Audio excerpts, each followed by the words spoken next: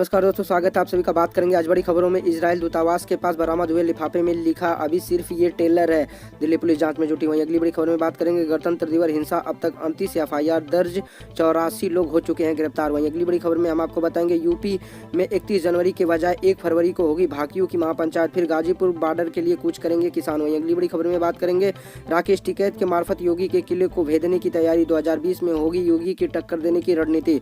वहीं अगली बड़ी खबर में बात करेंगे राहुल गांधी की कलान बिरयानी और प्याज का रायता आपने देखा, वायरल हो रहा है ये वीडियो। वहीं अगली बड़ी खबर में बात करेंगे सर्वदलीय बैठक में बोले पीएम मोदी किसानों से सिर्फ एक फोन कॉल दूर बातचीत से ही निकलेगा हल। तो दोस्तों, अभी तक आपने हमारी वीडियो को लाइक नहीं किया है तो फटाफट वीडियो को लाइक कर लीजिए और चैनल को सब्सक्राइब करके बेल आइकन जरूर दबा लीजिएगा। तो चलिए रुक करते हैं पहली बड़ी खबर की ओर।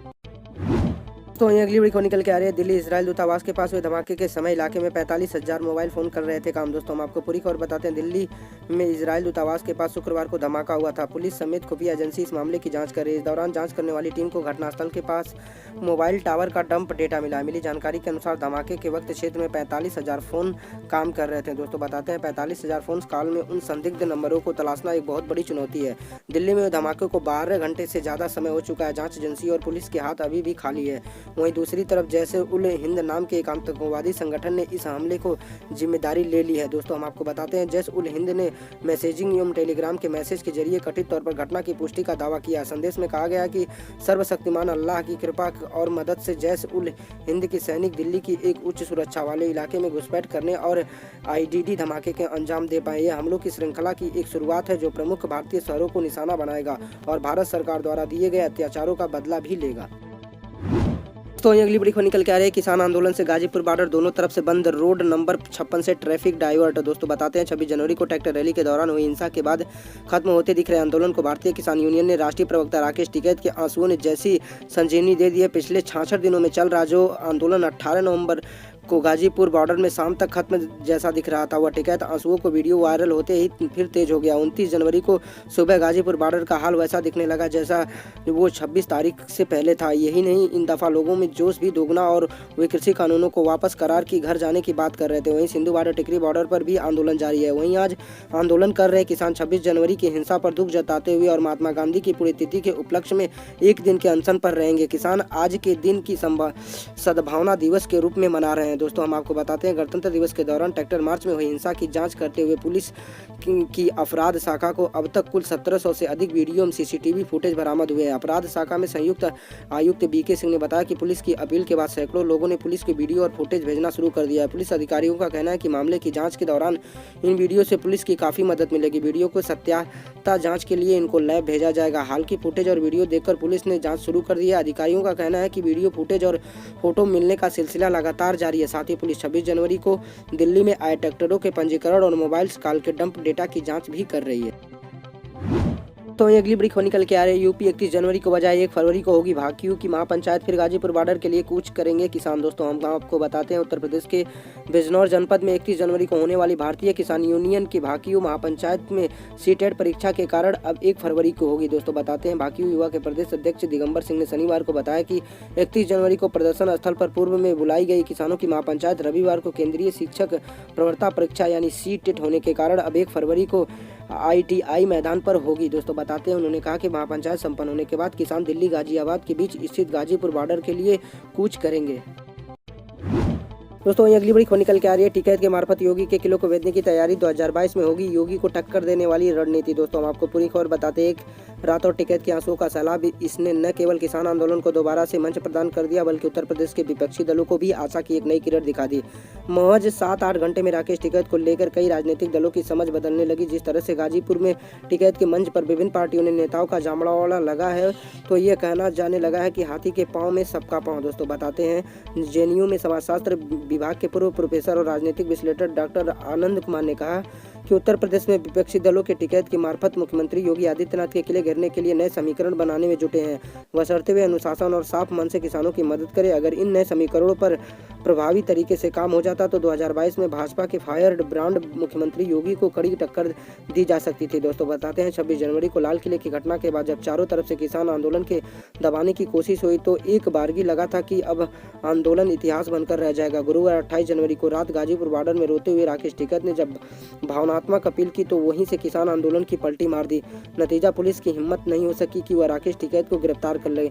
अगले दिन यानी 29 जनवरी को गाजीपुर धरना स्थल पर किसानों की संख्या दोबारा से अच्छी खासी हो गई। इतना ही नहीं, रालोद नेता जयंत चौधरी सबसे पहले टिकैत के पास जाकर बैठ गए। जयंत और आप सांसद जयसिंह ने राकेश के बड़े भाई नरेश टिकैत द्वारा मुजफ्फरपुर में आयोजित किसान महापंचायत में जा पहुंचे। सपा प्रमुख अखिलेश यादव ने भी फोन कर राकेश टिकैत का हालचाल भी पूछा। दोस्तों, वहीं अगली बड़ी खबर निकल के आ रही है राहुल गांधी की कलान बिरयानी और प्याज का रायता। आपने देखा क्या वीडियो? अगर नहीं देखा है तो उनके ट्विटर अकाउंट पे जाके जरूर देख लीजिएगा। कांग्रेस के पूर्व राष्ट्रीय अध्यक्ष राहुल गांधी का एक वीडियो इन दिनों खूब वायरल हो रहा है। उसमें उन्हें तमिलनाडु के कुछ ग्रामीणों के साथ कलान बिरयानी यानी मशरूम बिरयानी के चटखारे लेते हुए देखा जा सकता है। इसके लिए साथ ही वो विशुद्ध दक्षिण भारतीय शैली में प्याज का रायता बनाते हुए भी देख रहे हैं, जिनका वीडियो बहुत वायरल हो रहा है और वो अपने ट्विटर अकाउंट पर शेयर भी कर रखे हैं। अगली बड़ी खबर निकल के आ रही है सर्वदलीय बैठक में बोले पीएम मोदी, किसानों से सिर्फ एक फोन कॉल दूर बातचीत से ही निकलेगा हाल। दोस्तों, हम आपको बताते हैं प्रधानमंत्री मोदी जी ने अपनी बात कही है। प्रधानमंत्री मोदी ने शनिवार को वीडियो कॉन्फ्रेंसिंग के जरिए सर्वदलीय बैठक की अध्यक्षता की। बैठक में उन्होंने अमेरिका में महात्मा गांधी की प्रतिमा तोड़े जाने पर खेद व्यक्त किया। इसके अलावा उन्होंने फिर दोहराया कि 22 जनवरी को किसानों को दिया गया सरकारी प्रस्ताव अभी भी वही है। उन्होंने कहा कि किसान आंदोलन का समाधान बातचीत के जरिए ही निकाला जा सकता है। प्रधानमंत्री ने केंद्रीय कृषि मंत्री नरेंद्र सिंह तोमर के हवाले से सभी दलों के नेताओं को कृषि कानूनों पर सरकार की रुख की जानकारी दी। दोस्तों, वहीं हम आपको बताते हैं कि आगे भी क्या हुआ। सर्वदलीय बैठक में प्रधानमंत्री मोदी ने कहा, नरेंद्र सिंह तोमर ने किसानों से जो कहा उसे हम दोहराना चाहते हैं। हमने कहा कि हम आप सहमति तक नहीं पहुंच रहे हैं, लेकिन हम आपको प्रस्ताव दे रहे हैं। अगर आप किसान विमर्श कर सकते हैं तो मैं सिर्फ एक फोन कॉल की दूरी पर हूं। सरकार का प्रस्ताव अब भी वही है, कृपया इसे अपने अनुयायियों तक पहुंचाएं। इसका समाधान बातचीत के जरिए ही निकलेगा। हम सभी को राष्ट्र के बारे में सोचना होगा। दोस्तों, हम आपको बताते हैं बैठक में कांग्रेस नेता गुलाम नबी आजाद, तृणमूल कांग्रेस के सुदीप बंदोपाध्याय, शिवसेना सांसद विनायक राउत और शिवमड़ी अकाली दल के बलविंद्र सिंह भांडेर ने किसान आंदोलन पर बात की, जबकि जनता दल यूनाइटेड के सांसद आरसीपी सिंह ने कानूनों का समर्थन किया। तो हम आपको बताते हैं इस बार सत्र की शुरुआत के बाद सर्वदलीय बैठक हुई, जबकि प्रथा अनुसार सत्र शुरू होने से पहले यह बैठक की जाती थी। आमतौर पर इस तरह की सर्वदलीय बैठक दोनों सदनों के सुचारू कामकाज के सुनिश्चित करने के लिए संसद के सत्र की शुरुआत से पहले की जाती है। दोस्तों, बताते हैं लोकसभा अध्यक्ष में ओम बिड़ला ने शुक्रवार को सदन के फ्लोर लीडर्स के साथ बैठक की थी। इसमें भाग लेने वाले नेताओं से उन्होंने कहा था कि लोकसभा में सभी दलों के नेताओं में सदन की गरिमा का सम्मान करने का अनुरोध किया जाता है और कार्रवाई व सुचारू संचालन के लिए उनका सहयोग भी मांगा गया है।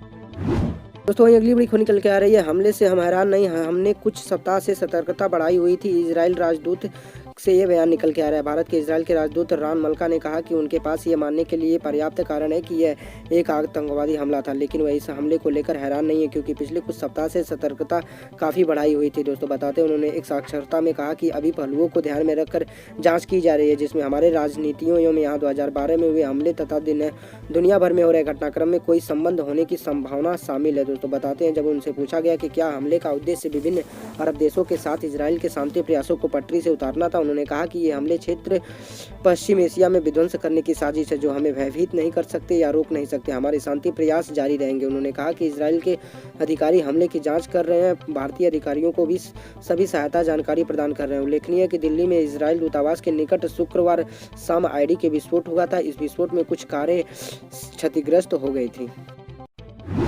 दोस्तों, वहीं अगली बड़ी खबर निकल के आ रही है चिराग पासवान पर केसी त्यागी का बड़ा बयान, लोजपा को हम एनडीए का हिस्सा नहीं मानते। दोस्तों, बताते हैं लोकसभा जनशक्ति पार्टी के अध्यक्ष चिराग पासवान को बजट को लेकर राष्ट्रीय राजतांत्रिक गठबंधन के एजेंडे पर चर्चा के लिए शनिवार को होने वाली सत्तारूढ़ गठबंधन की बैठक में आमंत्रित किया गया था, लेकिन खराब स्वास्थ्य की वजह से वे शामिल नहीं हो पाए। वहीं अब इस आमंत्रण पर जदयू नेता ने केसी त्यागी ने जोरदार हमला बोला। उन्होंने कहा कि हम चिराग पासवान को लोक जनशक्ति पार्टी के राजग का सदस्य नहीं मानते। उन्होंने कहा कि लोजपा ने बिहार विधानसभा चुनाव में हमारे एनडीए उम्मीदवारों के खिलाफ कार्य किया, जिससे हमारे गठबंधन को काफी नुकसान भी हुआ था। दोस्तों, हम आपको बता दें कि लोजपा ने बिहार के मुख्यमंत्री नीतीश कुमार के विरोध में राज्य में राजग से अलग होकर अकेले राज्य विधानसभा चुनाव लड़ा था। इस घटनाक्रम की पृष्ठभूमि संसदीय मामलों में मंत्री प्रहलाद जोशी का पासवान को गठबंधन की बैठक के लिए आमंत्रित करना महत्वपूर्ण रखता है। अरे गांधी ही अहिंसा ही किसानों का ब्रह्मास्त्र सरकार को नहीं सूझ रहा है आंदोलन खत्म करने का उपाय। दोस्तों हम आपको बताते हैं, राष्ट्रपिता महात्मा गांधी ने अहिंसा के हथियार से अंग्रेजों से आज़ादी की लड़ाई लड़ी थी, वहीं अहिंसा अब किसानों का हथियार बन गया। महात्मा गांधी की पुण्यतिथि पर किसानों ने अनशन कर पूरे देश में सद्भावना दिवस मनाया और आंदोलन के शांतिपूर्ण समाधान निकालने की प्रार्थना भी की। किसानों का मानना है कि अहिंसा ही आंदोलन के चलने का सबसे कारगर हथियार और बातचीत के समाधान निकालने के लिए सर्वोत्तम तरीका है। अब वो सरकार से बातचीत करने का न्योते का इंतजार कर रहे हैं। ऑल इंडिया किसान सभा नेता हन्नन मौला ने अमर उजाला से कहा कि पूरे देश में सद्भावना दिवस बेहद शांतिपूर्ण तरीके से मनाया जा रहा है। इसके जरिए वे सरकार को यह संदेश देना चाहते हैं कि महात्मा गांधी के मंत्र अहिंसा और बातचीत के पास हमारे सबसे बेहतर विकल्प है। इसके लिए वर्तमान गतिरोध को खत्म किया जा सकता है। उन्होंने कहा कि सरकार को समझना चाहिए कि अगर गांधी के स्वराज की बात को सच्चाई मनानी है तो इसके लिए किसानों और ग्रामीणों की ताकत देनी होगी। इसके बिना गांधी की ग्राम स्वराज की बात अधूरी रह जाएगी।